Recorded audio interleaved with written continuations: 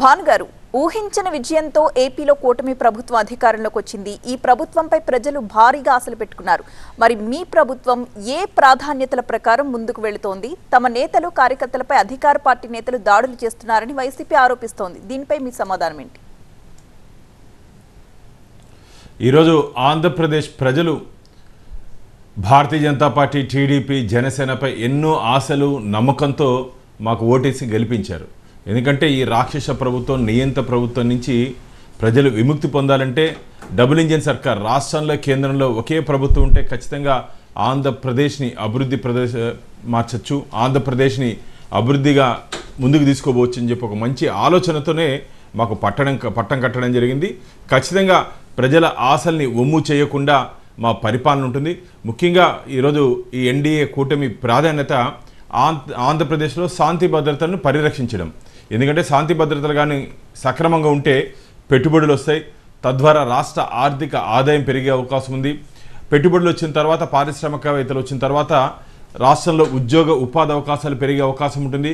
ఖచ్చితంగా ఒక అసంతృప్తి ఉంది. ఈ 5 సంవత్సరాల కాలంలో ఆంధ్రప్రదేశ్కి జగన్మోహన్ రెడ్డి గారి ప్రభుత్వం ఏమి చేయలేదు, ఏమి చేయలేకపోయింది, చెయ్యాలని ఒక ఆలోచన కూడా లేకుండా తన పరిపాలనని కొనసాగించిందని చెప్పి ఆంధ్రప్రదేశ్ ప్రజలు ఆగ్రహంగా ఉన్నారు. ప్రజల కోసం పనిచేయాల్సిన ముఖ్యమంత్రి ప్రతీకారంతో పనిచేశారు ఆంధ్రప్రదేశ్లో గత 5 సంవత్సరాలు. అందులో భాగంగానే ఆంధ్రప్రదేశ్లో పెట్టుబడి రాలేదు.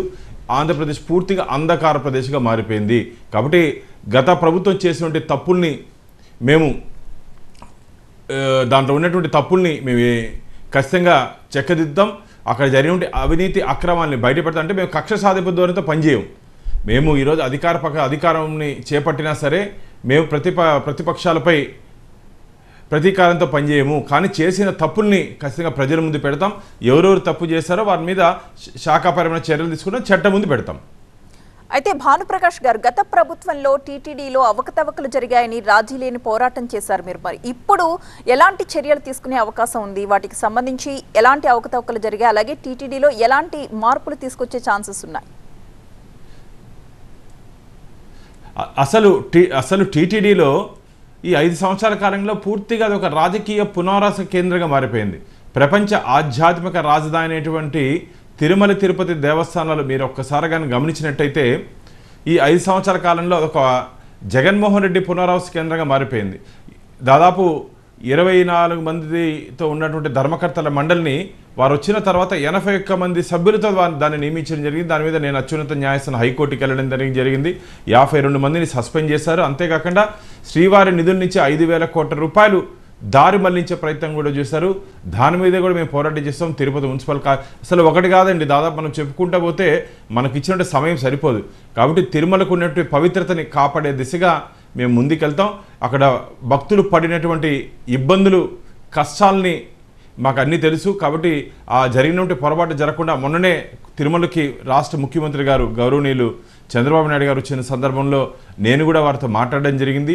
వారు ఖచ్చితంగా లేదు, నా ప్రక్షాళన తిరుమల నుంచే మొదలు పెడతానని చెప్పి వారు చెప్పడం జరిగింది. వెంటనే ఒక సమర్థుడైనటువంటి అధికారిని టీటీడీ ఈఓగా నియమించడం జరిగింది.